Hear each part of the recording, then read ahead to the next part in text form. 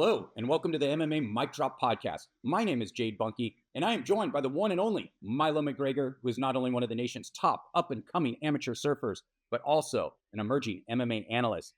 In today's episode, I have one question for all of you, and Milo, I'm going to ask your opinion first. Is Jon Jones destroying his legacy by ducking Tom Aspinall? I wouldn't say he's destroying his legacy. He's making it worse, but he's definitely ducking Tom Aspinall. Yeah, and let me build on that because he has, most people consider him the greatest fighter of all time, and he's one of my favorite fighters. I love watching him fight, and this is why it pains me to say this, but he is unequivocally ducking Tom Aspinall. There is no other interpretation. One of the and the question is, to what extent does it hurt his legacy? And I think it does hurt his legacy quite a bit. Because remember, when you fight for the title, you're trying to figure out who is the best fighter in that weight class. He wants to fight Stipe next. Everybody knows Stipe is not the best fighter in that, or is not one of the best fighters in that weight class anymore. He hasn't fought, I think, in 3 years?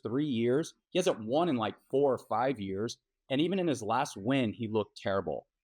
Stipe's been washed for years. He's over 40. I don't even think he can beat anybody inside the top 10 now.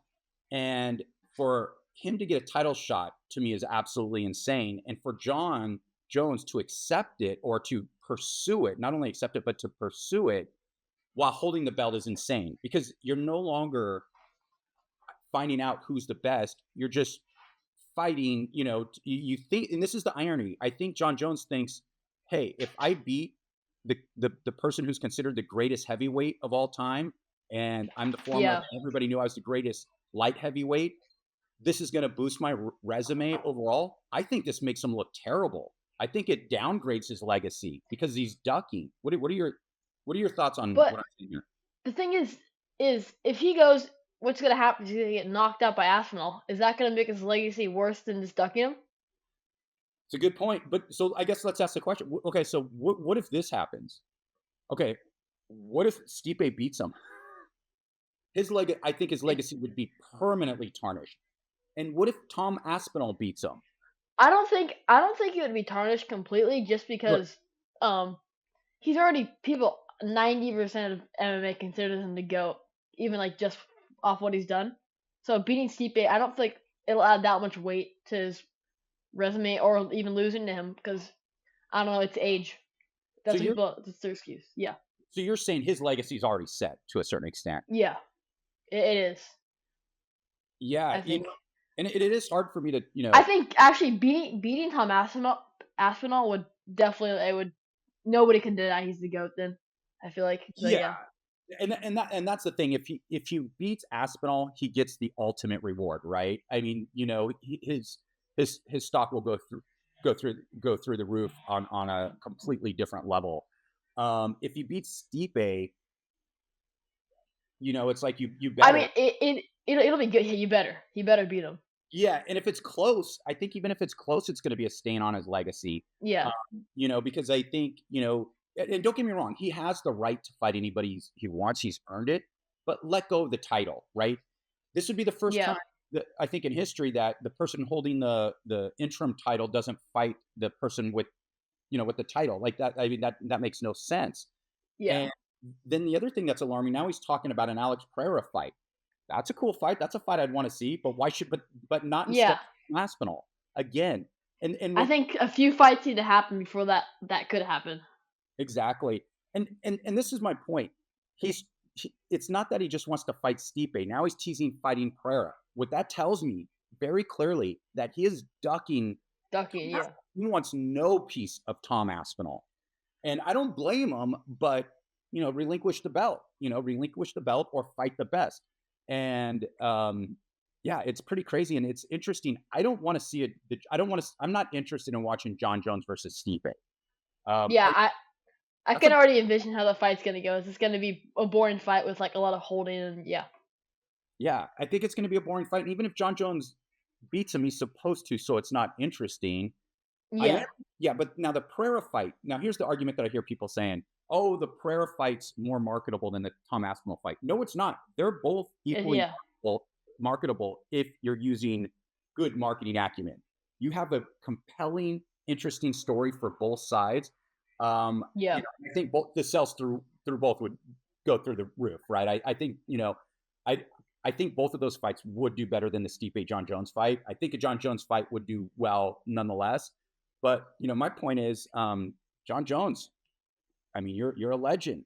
You're one of my favorite fighters, and like I said, it pains me to provide this critique, but you got to fight the best. And Tom Aspinall is the best in the heavyweight division. And if you say you're the best, well, then fight who you think is the next best person, not Stipe. Stipe's washed. Any comments before we move to our next section, kicking it with Milo? I mean, yeah, if he fights and beats Tom Aspinall, then nobody has anything to say. No, So yeah, yeah, yeah, and it'd be a ballsy move too. It's like, well, I mean, it's an expected move, but maybe because he's played it down so much, it would be more of a ballsy move yeah, to make it, it makes sense to even pivot to that. Um, all right, now that's our take on Jon Jones, but now we're into our next segment, kicking it with Milo. Milo, um, I know you surf some sharky spots, places where there's been a handful of shark attacks and stuff like that. But the question is, have you ever seen a shark out in the water, yeah. I was surfing Trussels, the spot called Lower Trussels. aka Shark And Park? yeah, I was the only one out, which never happens at Lowers. Wow, how did you? First of all, so all of you watching, this is the most crowded wave in California, and it is Yeah, crazy packed. Let me just provide a little more insight. I've paddled out there at 5 in the morning before, just to beat the crowd, and I'd go out there and it's pitch black. I'd paddle out and I'd look. I'm like, okay. At least I can get like the first wave of the day, and there's already 15 to 20 people out there at dark. That's how crowded that is. yeah, I do not know how you got it by yourself.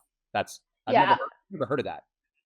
So I think everybody went to this other spot called Churches Oh, because yeah. it was horrible at Lowers. The waves were good. I don't Okay. even know why I went. But this set comes and I paddle over the set, and when I'm coming over, I look down and there's this fin just right there and it scurries away. It is so scary. And I paddle in. Wow, that is pretty sketchy. Yeah. Do you know, what species? Probably a great white, I would think. It was I big. how big was because you're right, because there in that area, you do get a lot of, juvenile great whites, and Yeah, juveniles can get up to, like, 8 feet, some 10-footers.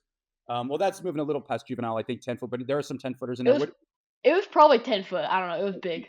That's pretty sketchy, and how close was Definitely. it? I mean, 5, 6 feet away from me. Oh, geez. I did Yeah, not That's pretty sketchy. it was so scary.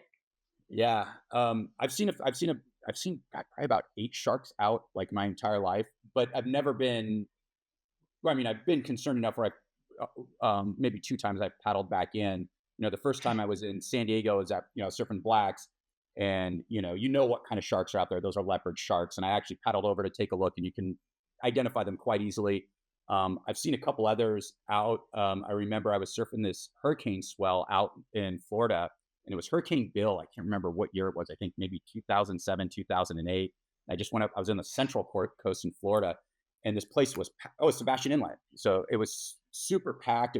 The waves were just really good, but all of a sudden I saw a fin, and it was probably Oh, probably about a 7, 8 footer. It wasn't a big shark, and it was just beelining it right through the lineup, and probably about 15 people got out, and I stayed in because I'm like, okay, finally you can get more waves because it's get away. and it Yeah, just kept going. So hopefully, I was hoping, okay, hopefully that thing doesn't turn back, but yeah. nothing like the experience that you had. I mean, being that close to a great white is pretty insane. Pretty scary. Yeah, for sure. Awesome. So let's get into our last segment. Kook of the week. My kook of the week is Jon Jones for ducking Tom Aspinall. Milo, who's your kook of the week? Yeah, I think I'm gonna have to go with you, Jon Jones. You can't be just ducking Tom Aspinall like that, and yeah, he should at least admit to it. Admit to it, or just relinquish the title. Right? Fight whoever Yeah, you want. Look, you've already proved that you can go up to heavyweight and win. That's amazing, right? That's absolutely amazing. He's the best of the best, but now it's like You know, would Max Holloway do that? No. Yeah. Uh, No. Yeah. Max Holloway would probably move up 2 weight classes to fight the biggest and baddest dudes. So yeah, it pains me to say I've said that this is probably the third time I say it because it's so hard for me to critique Jon Jones, but this is probably the only critique I would have of him. It's like, dude, you got to fight Yeah. Tom Aspinall. You have to do it, or you should do it. But that's all I have. Milo, any last word? Drop the mic. We're out.